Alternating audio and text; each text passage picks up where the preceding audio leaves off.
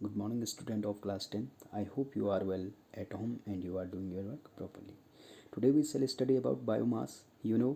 Biomass, the another source of energy is the chemical energy present in biomolecules.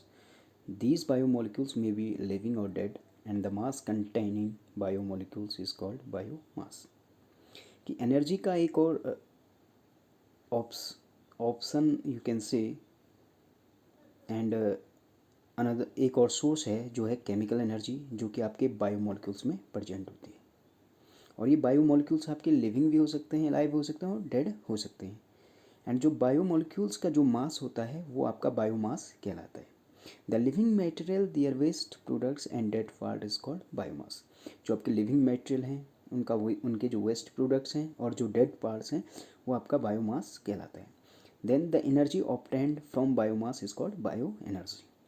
कि जो इन bio मास से जो energy obtain की जाती है वो आपकी बायो एनर्जी कहलाती है। तो आपके जो ये सोलर रेडिएशन होते हैं, सोलर रेडिएशन जब आपके ग्रीन प्लांट्स पे फॉल्स होते हैं तो ग्रीन प्लांट्स में जो आपके ग्रीन लीव्स होते हैं वो उसमें आपकी photosynthesis reaction take place and produce biomolecules का आपका प्रोड्यूस होते हैं। In the process of photosynthesis the energy of solar radiation is converted into chemical energy of biomolecules. कि जो आपकी फोटोसिंथेसिस रिएक्शन होती है उसमें जो सोलर रेडिएशन होती है, सोलर एनर्जी होती है, वो कन्वर्ट होती है आपकी केमिकल एनर्जी में। And chemical energy stored in biomass is an indirect form of solar energy. तो जो बायोमास होता है, बायोमास में जो केमिकल एनर्जी स्टोर्ड होती है वो इनडायरेक्ट सोलर एनर्जी ही है। Biomass as a fuel, properties of biomass: burn the dry biomass like dry wood, cattle dung, and sawdust, veggies directly, and convert biomass into a better fuel and use it.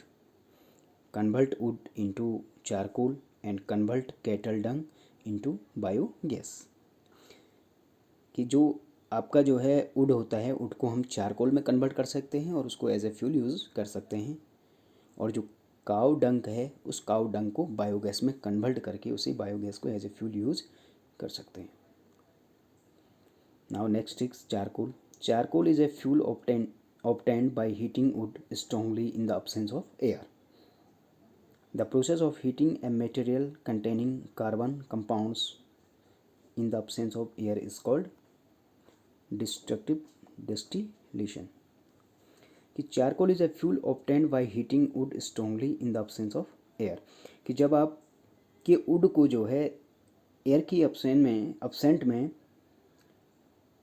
Heat किया जाता है तो जो product हमें gain होता है वो आपका चारकोल कहलाता है। The process of heating a material containing carbon compounds wood और coal in the absence of air is called destructive distillation. Charcoal is a better fuel than wood. Charcoal has higher calorific value than wood. This means that we get more heat energy by burning 1 gram of charcoal as compared to wood। कि charcoal की जो calorific value होती है वो आपकी higher होती है, would say higher होती है। अगर हम जो है 1 ग्राम चारकोल को बर्न करें और 1 ग्राम आपके वुड को बर्न करें तो चारकोल की जो 1 ग्राम चारकोल की जो एनर्जी होगी वो वुड के 1 ग्राम वुड के कंपैरिजन में हाई होगी। Charcoal does not produce smoke on burning. Charcoal जो है जब बर्न होता है तो स्मोक प्रोड्यूस नहीं करता है। Charcoal is a light and compact fuel and is easy to handle. Charcoal को हम इजीली क्या कर सकते हैं, हैंडल कर सकते हैं। Charcoal burns without flame. जो चारकोल है आपका विदाउट फ्लेम बर्न्स होता है। Animal dung as a fuel. In villages, dung cakes made from animal dung are used as in fuel in chulhas. This is not a good method of using animal dung due to the following limitations. First, low calorific value is obtained। जो cow dung की energy होती है उसकी जो calorific value होती है उस energy की लो होती है। And a lot of smoke is produced thereby creating air pollution। जब काउ डंग को हम एज ए फ्यूल यूज़ करते हैं तो इसमें स्मोक प्रोड्यूस होता है और ये पॉल्यूशन क्रिएट करता है आपका। Ash is left as residue, तो जो एस होता है वो उसके रेसिड्यू के फॉर्म में लेफ्ट होता है। Thank you.